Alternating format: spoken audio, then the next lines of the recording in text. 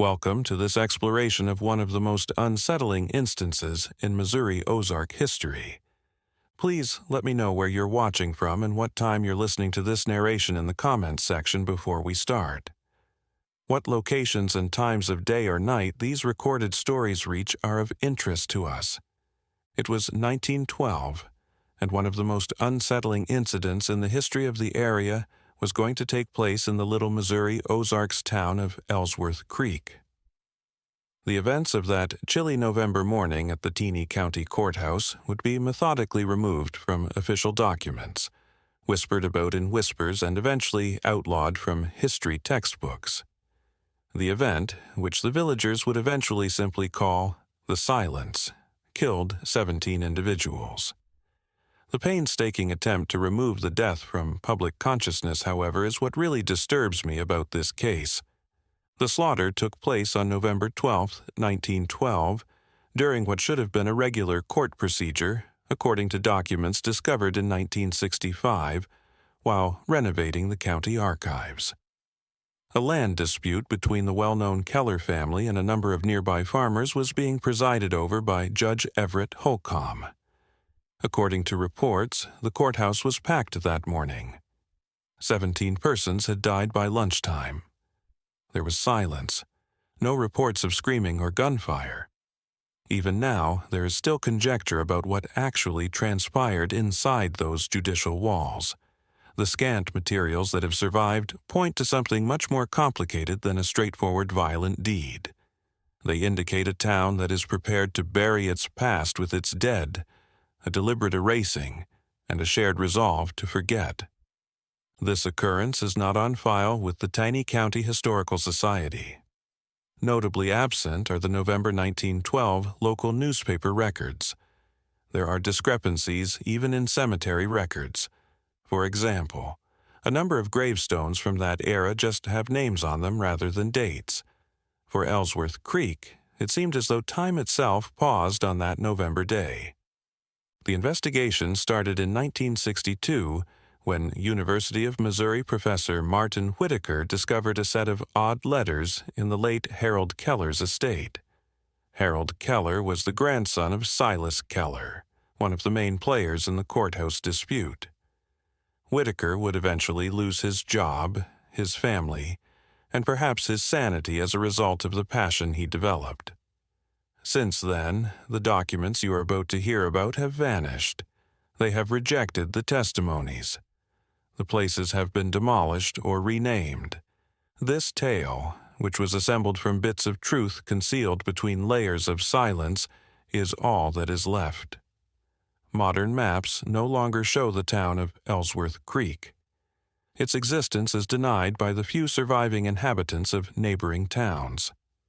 The thick Ozark woodland has recovered the dirt road that used to lead to this location. However, the tale endures in fragmented records, private journals, and the eerie recollections of the few who do remember. I must caution you as we embark on this voyage into one of the most painstakingly hidden tragedies in American history. Once a door is opened, it cannot be closed. Once acquired, certain knowledge cannot be undone. The events on that November day in 1912 are not the only part of the Ellsworth Creek Courthouse Massacre tale. It concerns what occurs when a group of people determines that some facts are better kept hidden. In Tenney County, the Keller family name is still respected. Despite having little to do with the events of 1912, their descendants have gone on to become well-known politicians, business entrepreneurs, and civic leaders. None have ever discussed their family's role in the events at the courthouse in public. Margaret Keller Wilson, the sole surviving Keller from that era, was approached for this study in 1968. At the age of 89, she responded with a single line before shutting her door. Some silences protect the living, not the dead. Instead of the actual slaughter, the novel opens with a divided town, a courthouse situated on disputed property, and a judge who has his own secrets.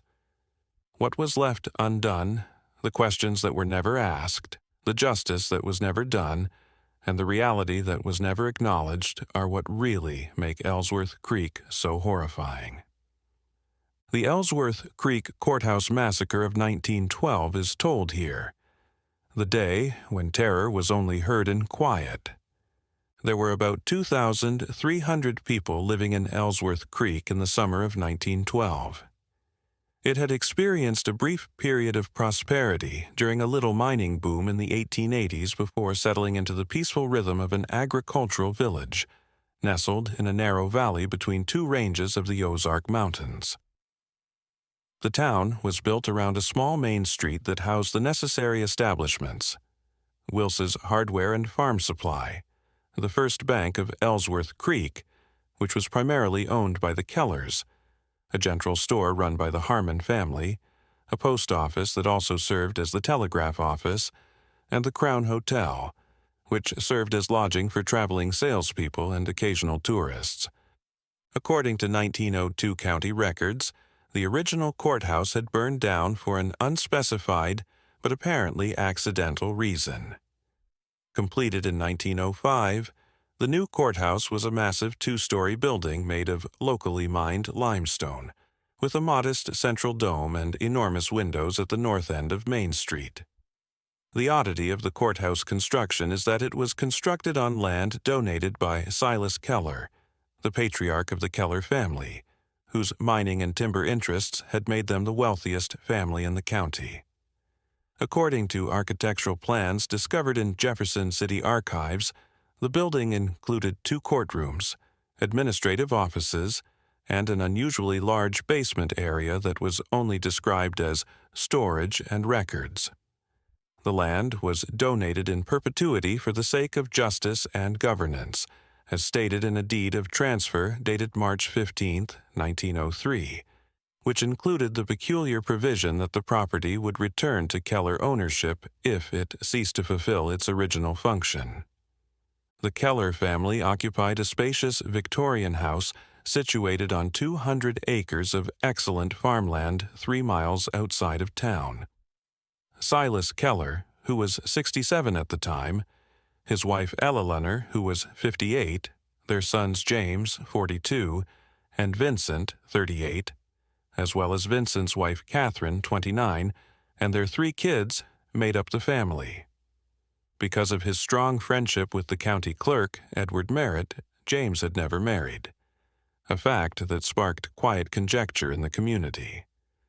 The farming families of the Eastern Valley, including the Prestons, Caldwells, Hardings, and a dozen more, who farmed smaller plots of 20 to 80 acres each, stood in stark contrast to the Kellers' prosperity.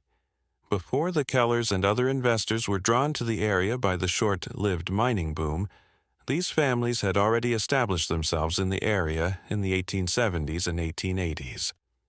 These farming families had been severely impacted by a drought in the spring and summer of 1912. Springfield meteorological statistics show that between April and August, the area received less than half its typical amount of rainfall. The farmers were growing more and more desperate as the harvests failed. In light of this, the land issue was brought before the court. The ownership of about 400 acres of rich bottomland along Ellsworth Creek itself was in question. The Kellers presented a deed proving they had bought the land from the railroad in 1897, but the farmers insisted it had been used for generations. The fact that the property had multiple natural springs that had turned into vital water sources during the drought made the issue especially controversial. The case would be presided over by Judge Everett Holcomb, who was appointed to the court in 1909 following the untimely death of his predecessor, Judge William Hammond. According to Missouri Bar Association records, Holcomb is competent but lacks exceptional legal knowledge. The conflict of interest that was apparently never formally recognized was because Holcomb's wife, Mary, was Catherine Keller's cousin, as suggested by local church records but not mentioned in these records. As the court date drew near, the town itself appeared to hold its breath. As they prepared for that fateful Tuesday morning, no one realized that beneath the surface of this seemingly simple land dispute lay secrets far darker, secrets connected to the old mining operations, to several unexplained disappearances in the 1890s, and to a sealed section of the courthouse basement that officially didn't exist.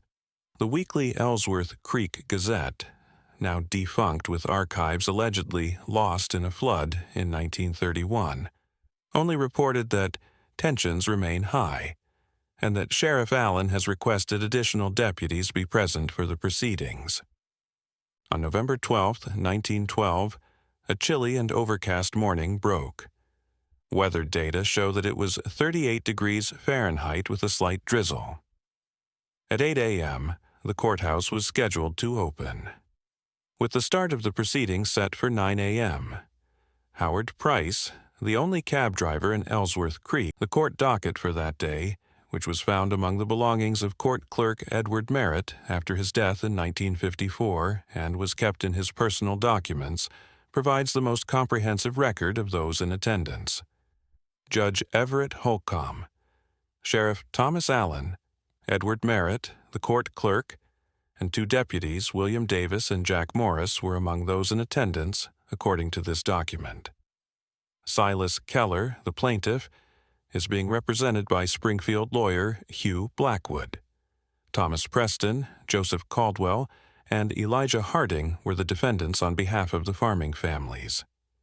Daniel Foster, a local lawyer, Margaret Wilson, a court reporter who would later marry into the Keller family, Vincent and Catherine Keller, James Keller, and about 30 members of the farming families and the local population were also present. At precisely 9 a.m., the activities got underway. According to the court docket, Blackwood began by presenting the Kellers' claim to the contested land in a 20-minute presentation. The farmer's argument was next made by Foster, who emphasized verbal agreements with former landowners and traditional use. The specific nature of the disruption is still unknown. However, the last official note in the docket states, 10:17 a.m. Court calls recess following disturbance in gallery. Sheriff Allen addressing situation. There are no more entries in the court file. We know that Samuel Wilson, a telegraph operator, sent the county sheriff's office in the nearby town of Forsyth an urgent message at around 12:30 p.m. that read, "Assistance required immediately at Ellsworth Creek Courthouse. Situation unclear. No response from local law enforcement." When Forsyth deputies arrived at around 2:15 p.m., they discovered that the courthouse doors were locked from the inside. A visibly shaken Edward Merritt met them outside and told them, "It's been handled. There's no need for outside involvement." The Forsyth deputies left the courthouse and went back to their jurisdiction, according to their report, which was filed but later deleted from official records. No incident was ever officially reported. Despite what subsequent evidence would indicate was a substantial loss of life, no deaths were listed in the county register on that day. An entry in the diary of Emily Harmon, the general store owner's wife, provides the first proof that something disastrous had happened. "Store closed today. George says, 'We're not to speak of it ever.' God forgive us all," is all that is written in the November 13th, 1912 entry. The Ellsworth Creek Gazette did not mention the court case, the alleged disturbance, or any deaths for the next few weeks. The case of Keller versus Preston et al. Has been resolved privately to the satisfaction of all parties. The community thanks Judge Adams from Forsyth for stepping in to oversee county matters temporarily. Judge Holcomb was never again mentioned in any public record in Ellsworth Creek, but regular columns and advertisements continued to run until the December 3, 1912 edition, when a few businesses, including Wils's Hardware, the Crown Hotel, and the Harmon General Store, were noted as temporarily closed without explanation. Sheriff Allen and his deputies weren't either. They, along with a number of the farming families who had been there that day, vanished without a trace. An expense report sent to Silas Keller by the Ellsworth Creek Bank on November 20, 1912, provided the first concrete proof that something genuinely horrifying had happened. Found in a hidden vault in the bank building's abandoned structure in 1963, the report included payments to a St. Louis cleaning company, a carpentry firm for courthouse repairs, and a sizable payment to each of 6 families, all of which were referred to as settlement in full. Every record that is currently accessible indicates that by Christmas 1912, life in Ellsworth Creek had returned to normal, or at least to a level of normalcy that the remaining residents had decided to uphold. With a new judge, new sheriff, and new court employees, the courthouse reopened. No one ever brought up the land dispute again. The contested land continued to be uncultivated and eventually turned back into wilderness. Additionally, a new row of graves, simple markers with names but no dates, appears in the local cemetery. There are now 17 burials total. Neither of the town's 2 churches recorded any funeral services. The hush had started, and it would not end for decades until Professor Whitaker started posing queries that many people felt should have gone unanswered. 2 months after the courthouse incident in January 1913, the Keller family underwent a number of important changes. Property records show that Silas Keller gave his son James ownership of the family house and the majority of their local possessions. Catherine, Vincent's widow, and her kids moved to St. Louis, where her maiden name can be found in municipal directories between 1913 and 1926. In February 1913, Silas and Eleanor Keller left for Europe, supposedly for a long vacation. According to passenger manifests, they boarded the RMS Mauritania in New York with the intention of arriving at Southampton. Their return to the United States is not documented. Until 1916, their names can be found in the visitor books of several hotels in Europe, but then they disappear from all documentation. James Keller continued to handle the family businesses in Ellsworth Creek. Under his leadership, the Keller interests moved from local investments to projects in St. Louis, Kansas City, and even Chicago, according to bank records. By 1920, the family's ties to the town, where they had long held sway, had diminished to a nominal level. The most illuminating document from this era is a June 1915 letter from James Keller to his sister-in-law, Catherine, which was discovered in her personal belongings following her passing in 1958. In it, he writes, "The arrangement continues to hold. The new judge is amenable to our interests, and the sheriff understands his role perfectly. Edward sends his regards and assures me that the basement room remains secured. No one asks questions anymore. I sometimes walk through town and marvel at how completely they have trained themselves to forget. Perhaps in time I shall learn to do the same, though the dreams continue to disturb my sleep. Father was right about one thing. Silence becomes easier with practice." In the years after the event, the farming families who had fought the Kellers in court mainly vanished from Ellsworth Creek. According to county records, the Preston farm was sold to Ozarks Holdings, a firm that turned out to be a Keller shell company, in December 1912. In early 1913, the holdings of Caldwell and Harding were also transferred. The most important change was in 1917, when the town's name-giving creek was dammed to form a small reservoir, flooding a large portion of the contested bottomland. Without holding public hearings, the project was authorized by the county commissioners and financed by private investors. As a result, Lake Ellsworth developed into a little tourist destination that drew summertime vacationers and fishers.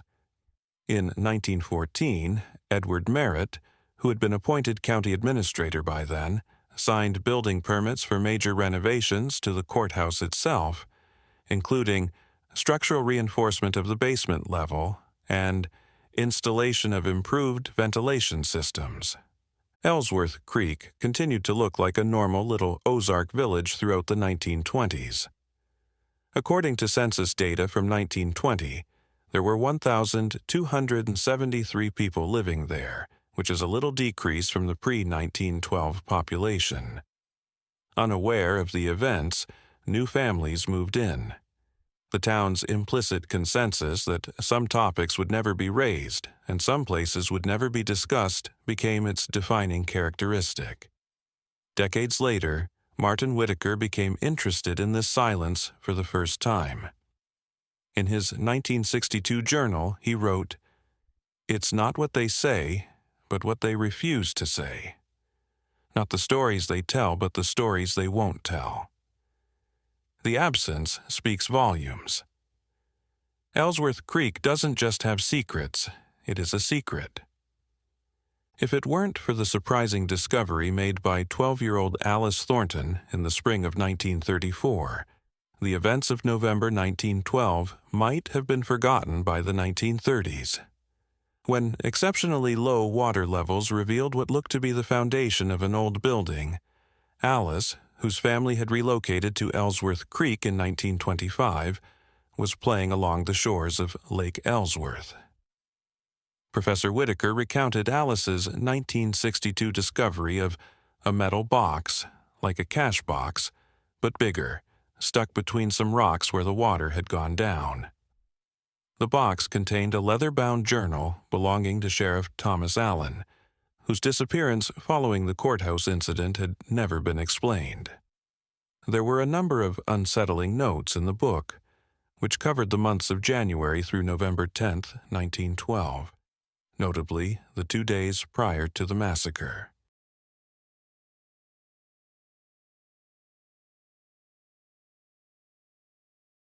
In a 1912 entry dated October the 15th, Allen wrote, "Merritt showed me what they found in the old mine shaft today. He says the judge already knows. I don't see how we can allow the case to proceed now, but J.K. insists it will only raise more questions if we delay. The farmers cannot be allowed access to that land under any circumstances. What lies beneath must remain buried for all our sakes." A previous entry from September 3rd indicated increasing conflicts. Second threatening letter delivered to the Keller house today. This one mentioned bones that speak of betrayal. Vincent is concerned that someone from the old mining operation has returned. Silas dismisses it as farmer intimidation tactics, but I'm not so certain. There's something in the way Preston watches the courthouse when he thinks no one is looking. Terrified by what she had seen, Alice Thornton brought her father the journal, which he promptly gave to James Keller. Alice claims that her father came home that night looking pale and informed the family that they would be relocating to Springfield as soon as possible. Within a week, the Thorntons departed Ellsworth Creek, taking with them the majority of their belongings. The journal itself vanished until 1958, when it was given anonymously to the archives of the University of Missouri without any justification. Professor Whitaker's interest in Ellsworth Creek was initially piqued by this document. In the meantime, the town's gradual decline persisted. The area was severely affected by the Great Depression. According to census data, the population had dropped to slightly over 1,000 by 1940. Only the first floor of the courthouse, which had originally served as the town's focal point, was still in use for county business. James Keller left no direct successors when he passed away in 1947. With the exception of the parcel that contained Lake Ellsworth and all lands within 500 yards of its shores, which was deeded to a trust with specific instructions that the land never be sold or developed, his will stipulated that the remaining Keller properties in Ellsworth Creek should be donated to the county. The sum of $50,000 is to be held in perpetuity for the maintenance of the Ellsworth Creek Courthouse, with particular attention to the security and preservation of the basement level, which is to remain sealed and accessible only to authorized county personnel, was the most odd clause in his will pertaining to the courthouse. The courthouse kept deteriorating in spite of this bequest. When county offices were moved to Forsyth in 1955, the building was abandoned, its windows shuttered, and its majestic limestone front decaying and discolored. Children in the area told tales of weird noises emanating from within, tales that parents rejected with great ferocity.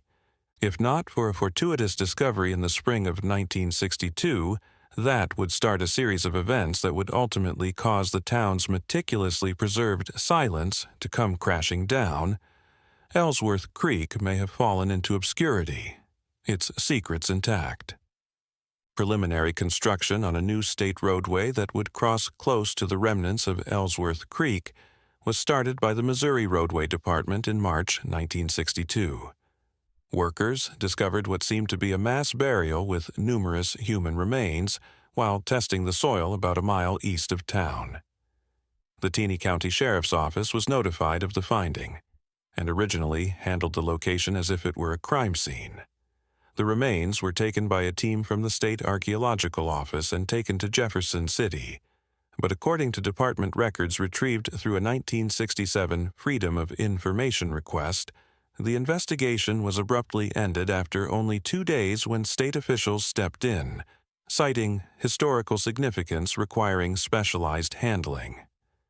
There was never a published report on their analysis or ultimate disposition. No such records were found when Professor Whitaker later tried to obtain information about the remains. Martin Whitaker, an associate professor of history at the University of Missouri at the time, came to the area because of this discovery.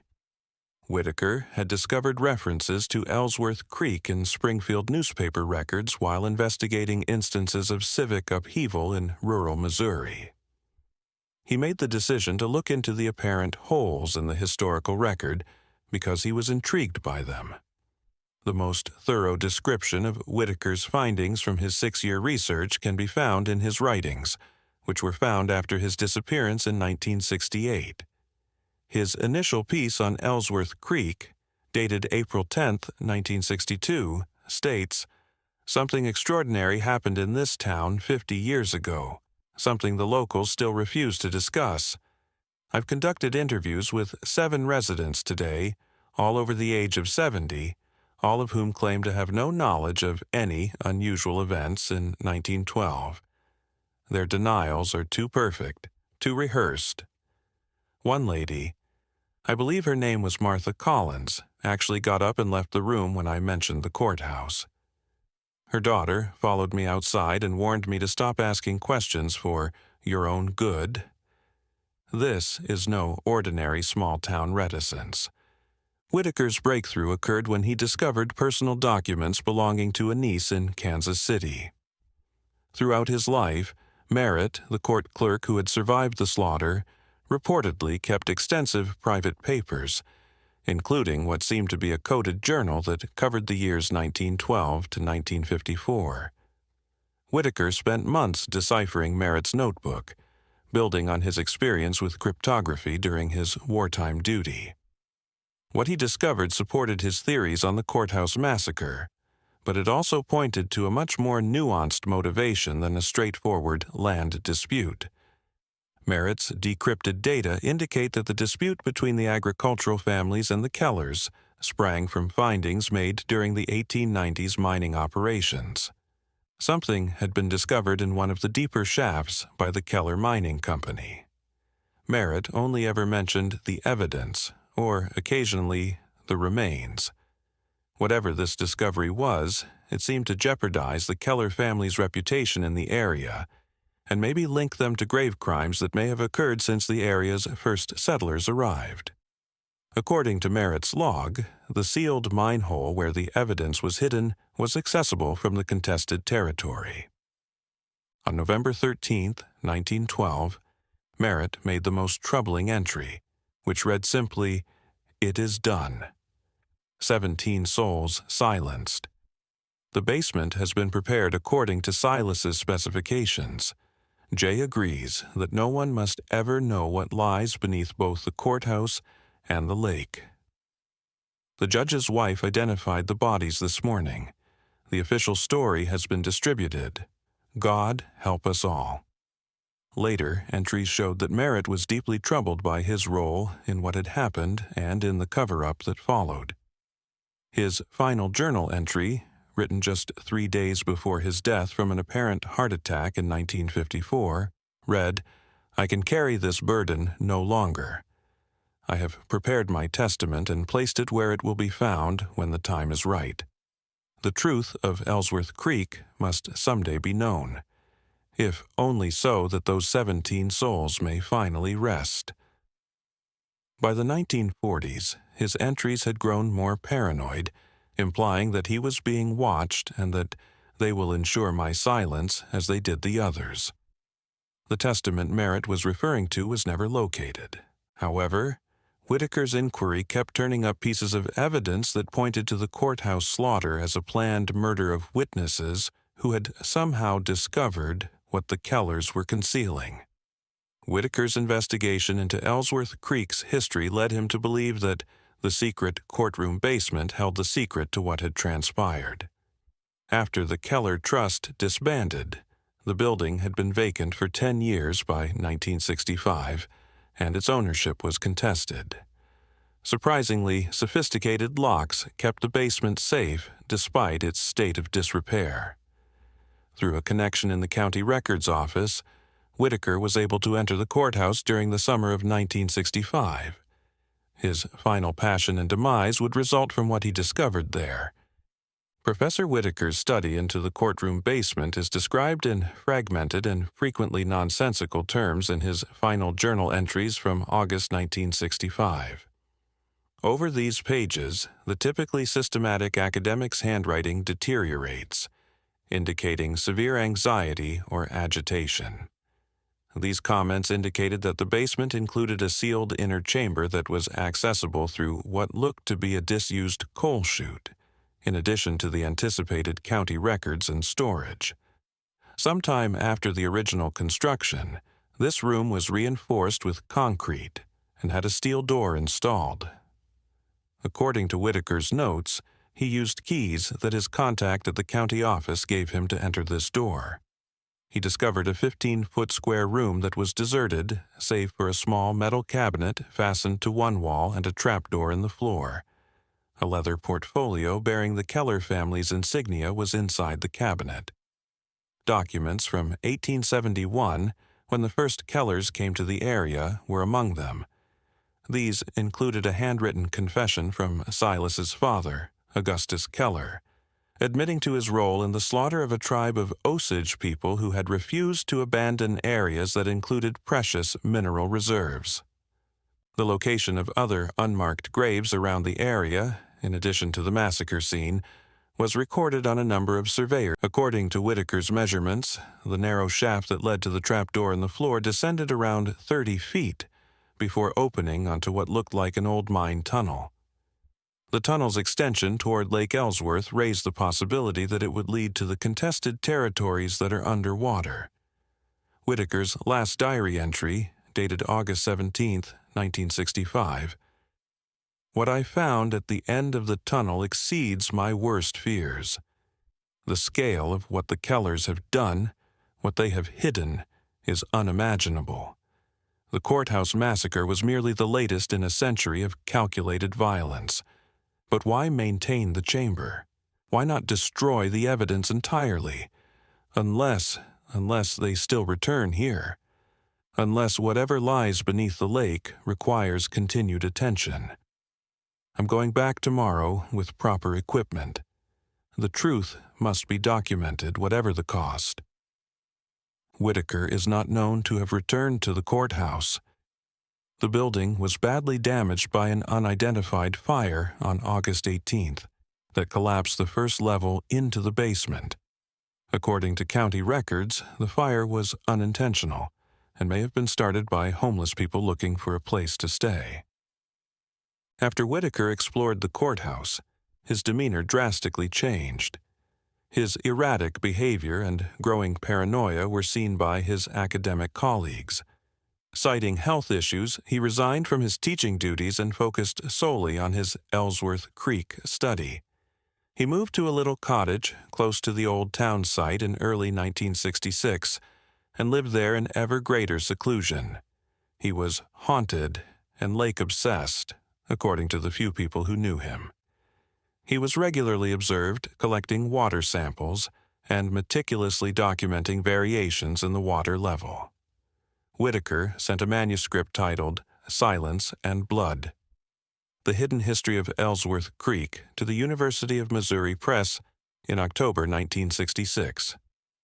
The editorial board rejected the submission, claiming insufficient documentation and excessive speculation.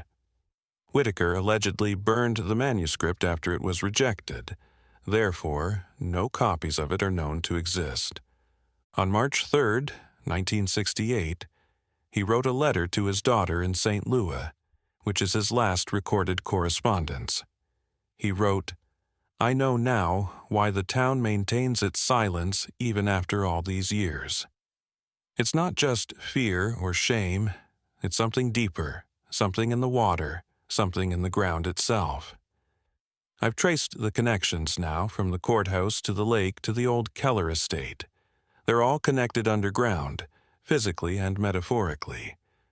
What happened in 1912 was just one manifestation of something that has been happening here since the first settlers arrived. I have to finish this investigation for all our sakes. If I don't contact you by the end of the month, send the package I left with you to the address I enclosed. Tell no one else."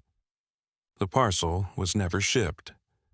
The tone of the letter worried Whitaker's daughter, who went to the Ozarks to see how her father was doing, but discovered his cabin deserted. His journals, photographic evidence, and research materials had all been taken out. There was nothing left but a solitary page torn from a journal that said, "The water is rising. They're opening the tunnels again." On April 12, 1968, Martin Whitaker was formally listed as missing. Despite a supposedly exhaustive search of the area, the local sheriff's office was unable to locate the professor. After 2 weeks, the case was closed, with investigators assuming Whitaker had a mental breakdown and had departed the region on his own volition. If it weren't for a string of strange incidents that started in the spring of 1969 and raised fresh awareness of the long-kept mysteries of the courthouse massacre, his disappearance might have signaled the conclusion of the Ellsworth Creek inquiry.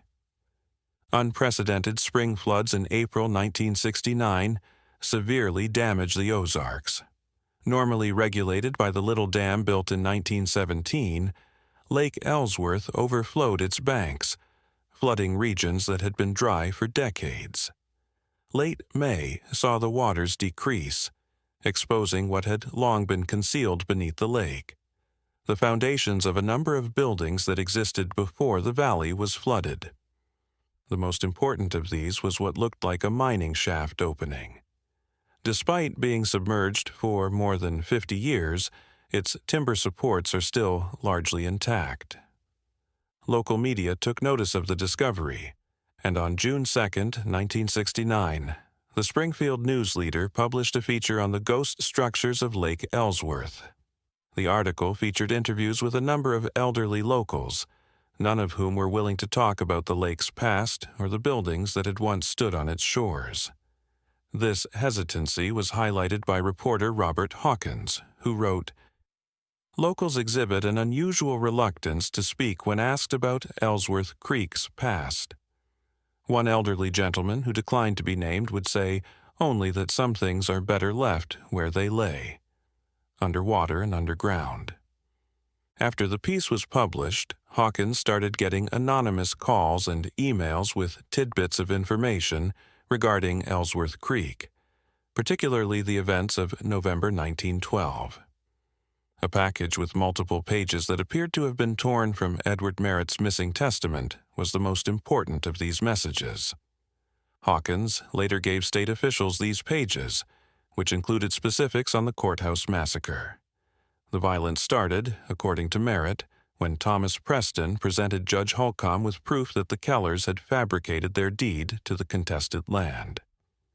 According to reports, this proof included original survey markers and records attesting to the land's communal ownership prior to the Kellers' arrival in the area. Even more incriminating, Preston said that when excavating a new well on the disputed land, he found human remains that appeared to be violent and that he thought were related to the disappearance of a number of Osage people in the 1870s. Merritt's testament described what happened next. The judge tried to call for order, but Silas nodded to Vincent, who locked the courtroom doors. Sheriff Allen reached for his weapon, but James Keller already had his pistol drawn. What happened next occurred with such methodical precision that it must have been planned in advance. Vincent Keller produced a canister from his coat and broke its seal. A strange mist filled the room. Not quite a gas, but something that seemed to cling to the skin and enter through the pores.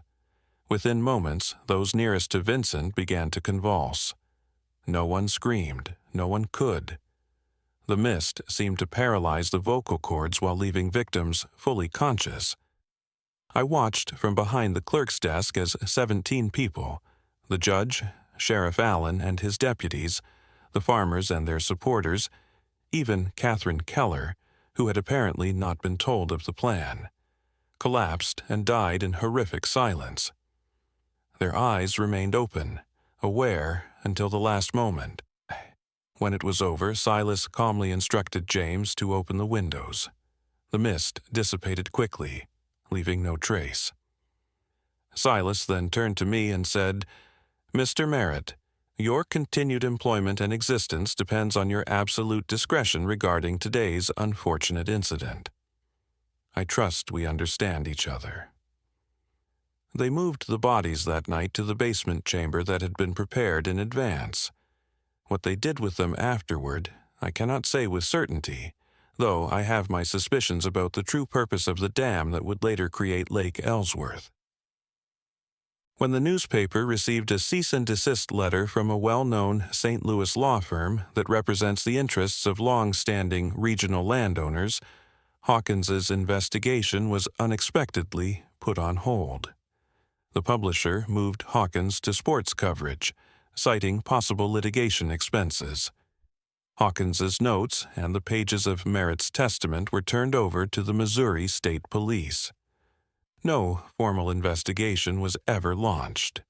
6 months later, Hawkins asked about the materials and was told they had been misplaced during a departmental reorganization. As water levels stabilized by the end of 1969, the exposed foundations beneath Lake Ellsworth were once more underwater. The short window into the secret history of Ellsworth Creek was closed. Citing environmental concerns, local authorities put up no trespassing posters around the lake. The settlement of Ellsworth Creek itself kept vanishing bit by bit. According to census data from 1970, there were just 86 people living there. The most of them were old. It may never be completely known what actually transpired on November 12, 1912, in the Ellsworth Creek courthouse. The names, faces, and last moments of the 17 victims have all been methodically removed from the record. A multi-generational conspiracy suppressed their agony. However, a part of their story endures in these disjointed narratives, in the grudging recollections of the few who do recall, and in the lingering questions that still plague the obscure nooks and crannies of Ozark history.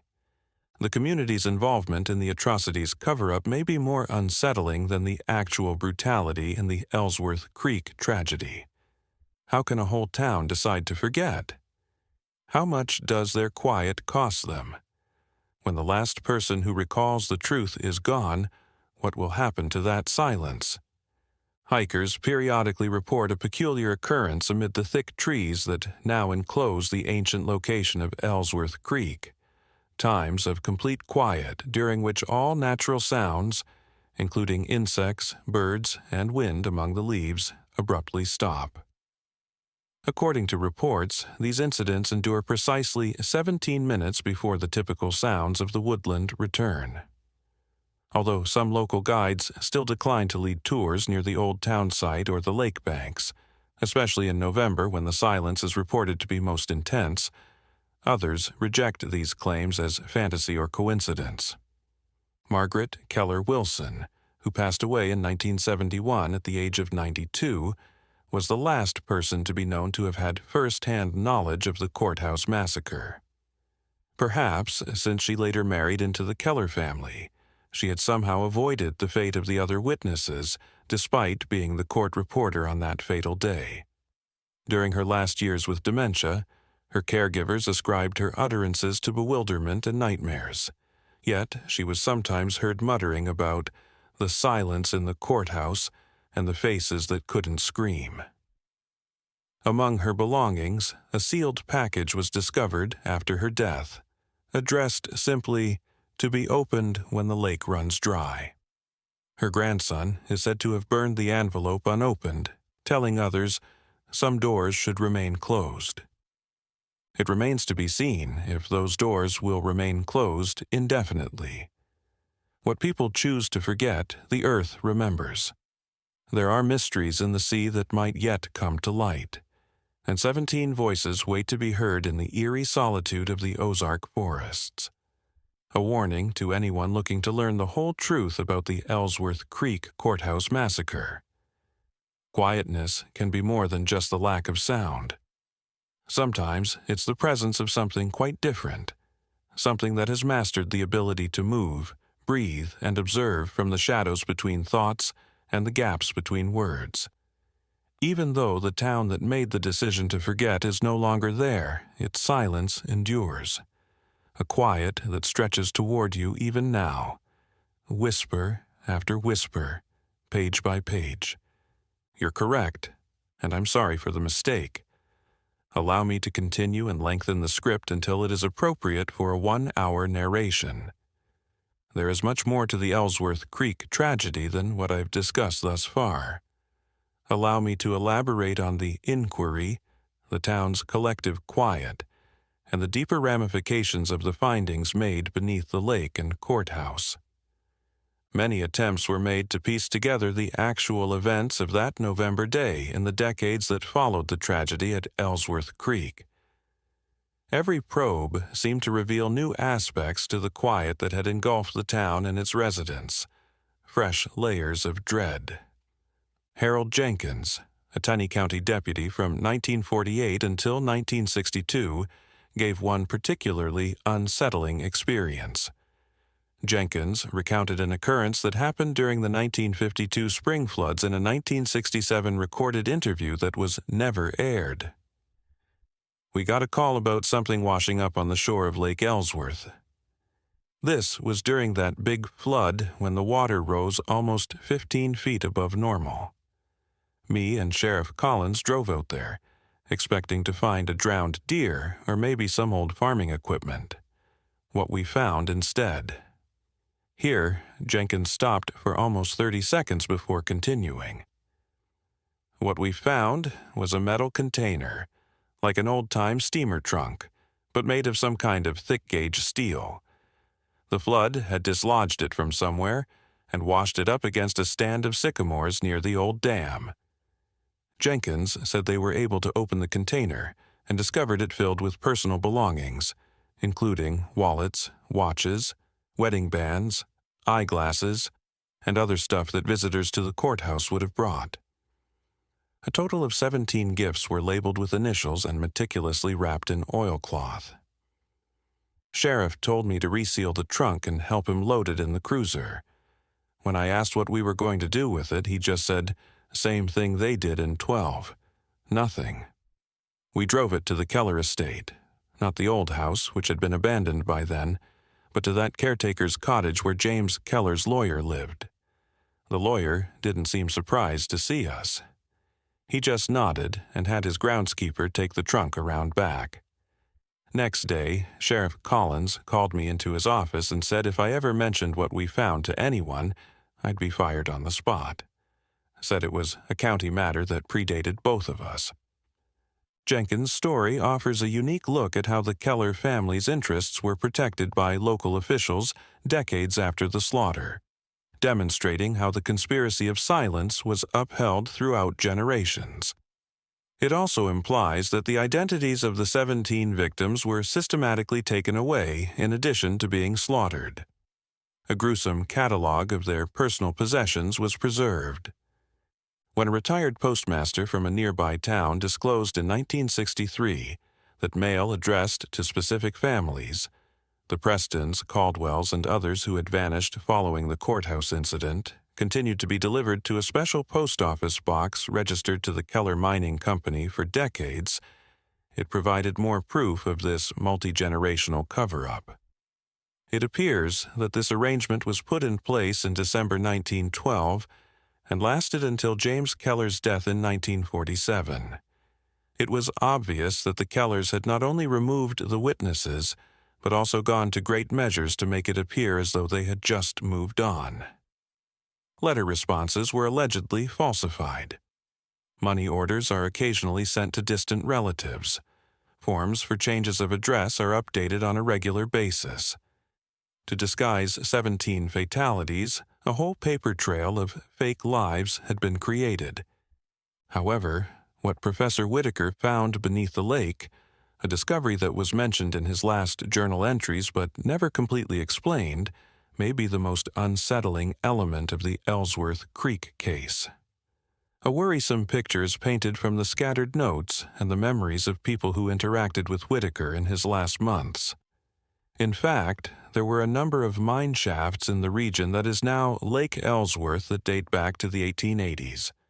Geological surveys at the time indicated that these mines had been closed after producing only little amounts of zinc and lead. But according to Whitaker's study, the official reports were fabricated, and the Kellers had found something else in those depths that they had taken great care to hide. The Kellers may have found an ancient site of some significance, perhaps a burial ground or settlement that predated known Native American habitation of the area, as indicated by a number of references in Whitaker's notes pointing to unusual archaeological findings. Pre-Columbian remains unlike any documented culture, artifacts of non-indigenous design, and most cryptically, evidence of practices inconsistent with known human societies. More concerningly, Whitaker's notes and Merritt's coded notebook both mention ongoing activity at the location long after the mines were formally shuttered. Whatever the Kellers discovered in those mines, they obviously continued to work with it for decades, as evidenced by entries that mention midnight excavations, specimens transported under guard, and continued alterations to the chamber. In this framework, the 1917 creation of Lake Ellsworth assumes additional significance. The lake essentially cut off access to whatever was below, despite being advertised as a recreational and water management project. It appears that this concealment was meant to be permanent because of the peculiar provision in James Keller's will that forbade the development or sale of the lake property. Whitaker collected a number of local reports that detail odd occurrences related to the lake, such as odd temperature fluctuations, mysterious noises emanating from below, and times when the water acquired an exceptional clarity that provided views of the buildings below. On some moonless nights, according to one old fisherman, the lake appeared to glow faintly, like when swamp gas catches the light. But there weren't no light to catch. Whitaker's water samples, which were examined at the university laboratory, revealed trace elements that are not normally present in Ozark water sources, such as unusual concentrations of rare earth metals and organic compounds that were difficult to identify right away. Although there is no record of the outcomes, the professor's notes state that he submitted more thorough samples to a specialized facility in Chicago.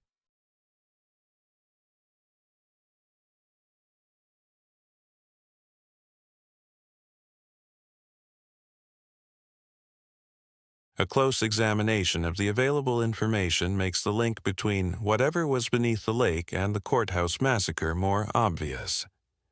In addition to the future lake bed, the contested territory that caused the farmers and the Keller family to clash also featured a section that contained one of the main mine entrances.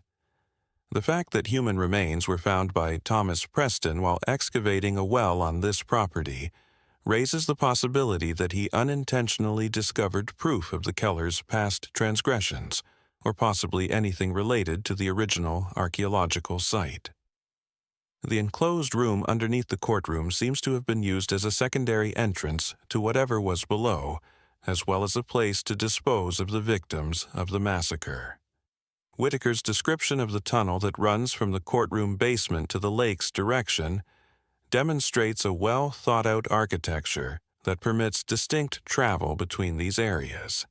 The idea that the killing itself might have had a purpose other than eradicating witnesses is the most unsettling. According to Merritt's testament, the remains were prepared in the basement chamber prior to being moved to the main location. This implies that the victims might have been somehow integrated into whatever was being cared for under the lake, a possibility too terrible to properly consider. A number of other researchers made an effort to look into the Ellsworth Creek case in the years after Whitaker vanished. None advanced as far as the professor had, and a number of them recounted incidents that led them to give up their investigations.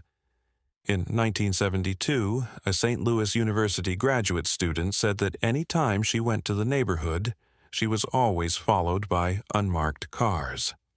During a 1976 visit, a Kansas City freelance journalist said that his research notes were stolen from his hotel room on multiple occasions. In 1980, a documentary filmmaker said that every time he tried to film close to the lake or the old town site, his equipment would break down. The region was mostly restored by nature by the middle of the 1980s. The lake was still there, but it was now under the control of a private conservation trust with stringent access restrictions. There were no historical markers or signs at the former town site, which had been turned into Mark Twain National Forest. Ellsworth Creek was no longer included on county maps, and the small community that was abandoned during the Depression was mentioned in passing in regional histories. For those who planned the silence, the methodical removal of Ellsworth Creek from public memory and official documents is a victory. Dispersed records, the grudging recollections of elderly descendants, and the strange silence that still surrounds the ancient town site are all remnants of the truth. Parts of the structures below were once again visible after Lake Ellsworth's water level dropped sharply during an exceptionally severe drought in 1994. An aperture that seemed to lead into the old mine system was discovered by a forest warden on patrol in the region. He got in touch with the State Department of Natural Resources, as is customary for potentially dangerous abandoned mines. The ranger later reported that the opening had been covered with newly poured concrete when he and DNR officials returned to the scene the next day. There is no entry for this work in the state or county maintenance logs. Inquiring about the disparity, the ranger was told that it had been resolved by private landowners with historical claims to subsurface rights. This episode implies that, even 8 decades after the courthouse massacre, someone was still keeping an eye on the secrets under the lake. It is still unclear who is keeping this silence intact so long after the original Keller family vanished. Dr. Eleanor Tanner, a forensic anthropologist who developed an interest in the Ellsworth Creek case while studying historical patterns of violence in rural areas, carried out the last known inquiry into the case. Dr. Tanner used ground-penetrating radar in the vicinity of the former town site in 2002 in an effort to find the remains of the massacre victims.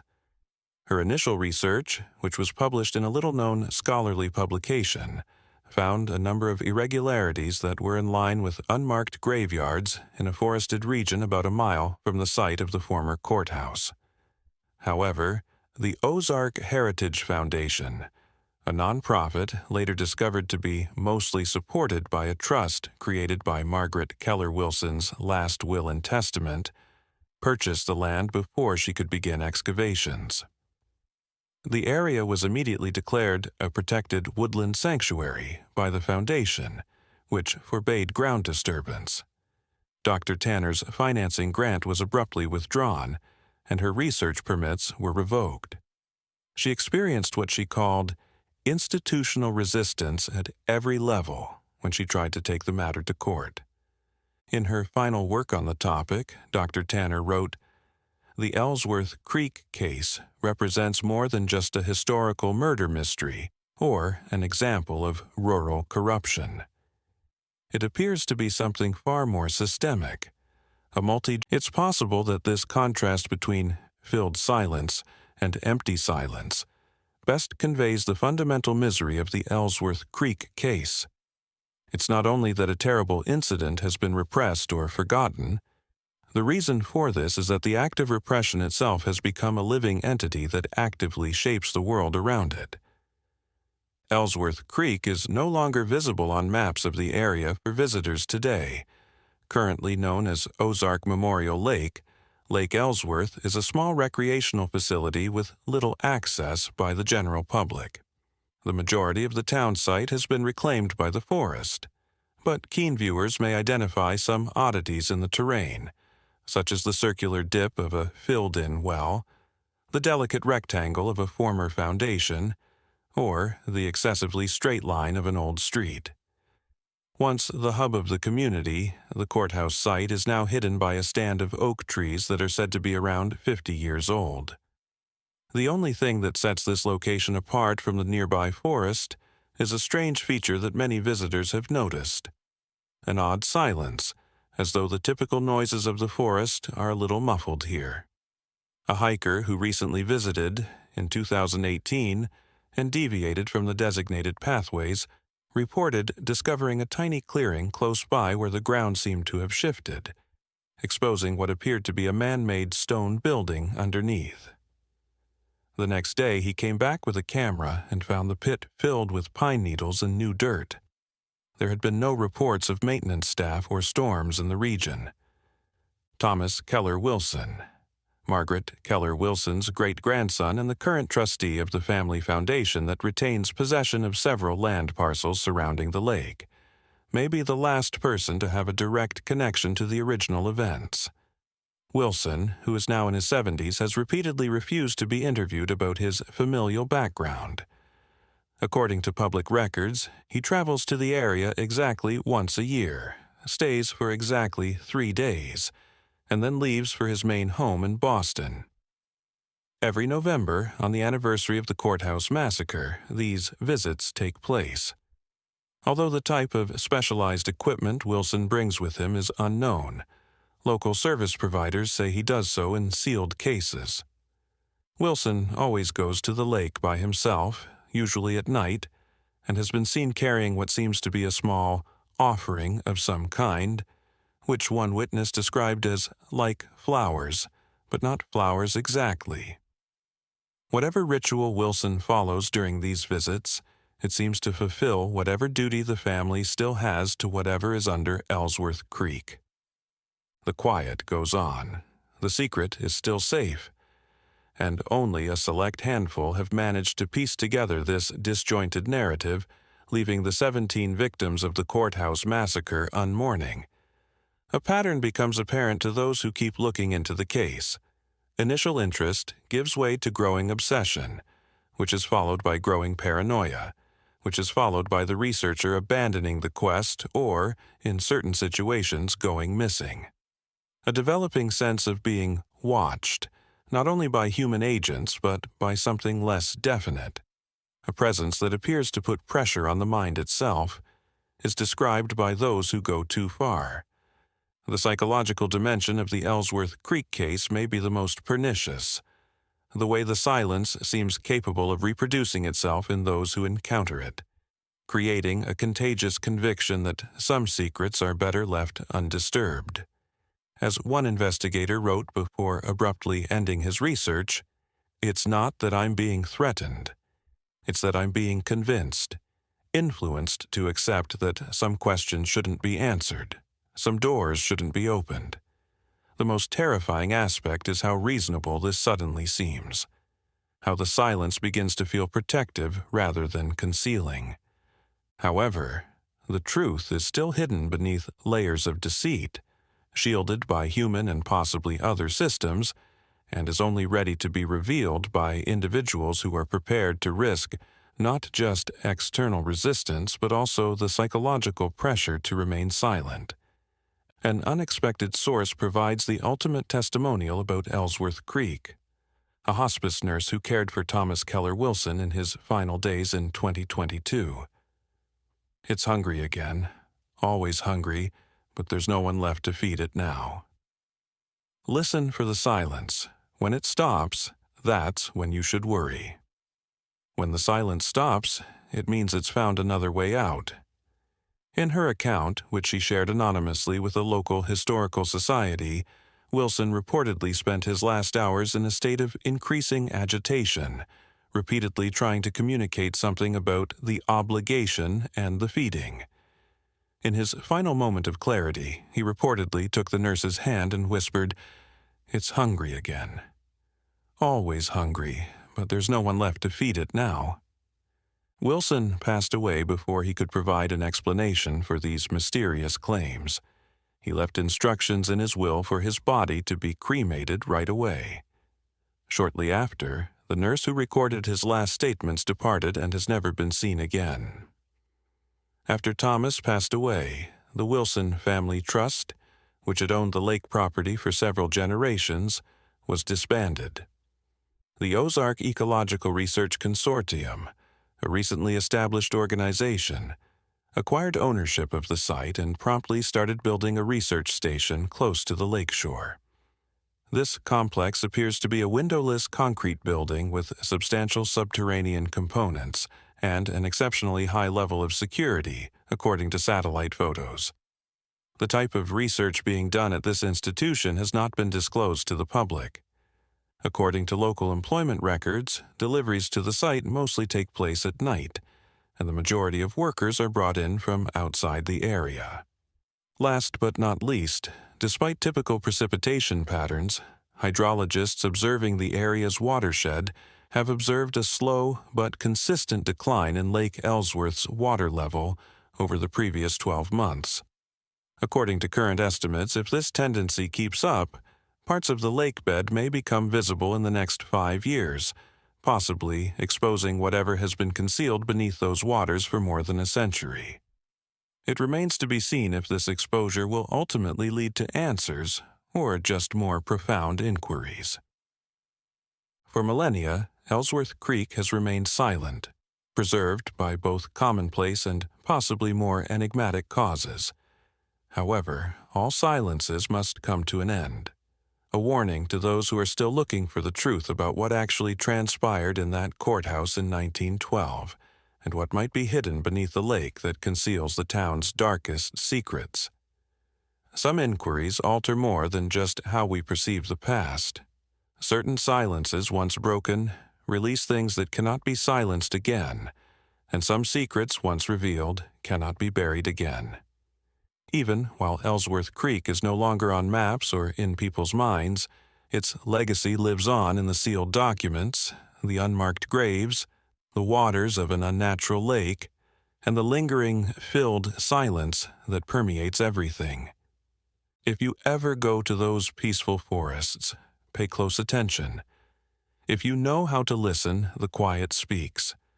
17 voices are still waiting for justice, and after more than a century of patient darkness, there might be something else waiting beneath the waters, becoming ravenous.